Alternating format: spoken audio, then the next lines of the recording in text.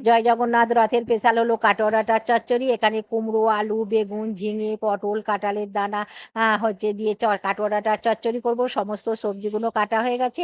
ডাঁটাটা আঁশ ছাড়িয়ে কেটে নিলাম। অল্প অল্প সবজি দিয়েছি কিন্তু অনেকটা হয়েছে।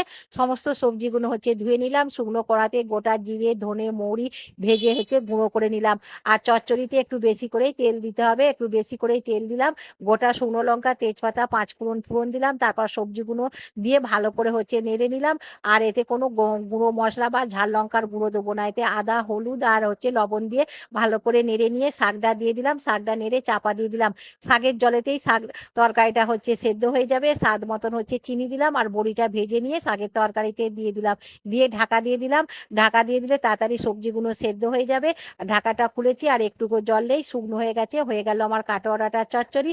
আর হচ্ছে ভাজা মশলা দিয়ে নামিয়ে নিলাম। ভালো লাগলে চ্যানেলটিকে সাবস্ক্রাইব করবেন, লাইক করবেন।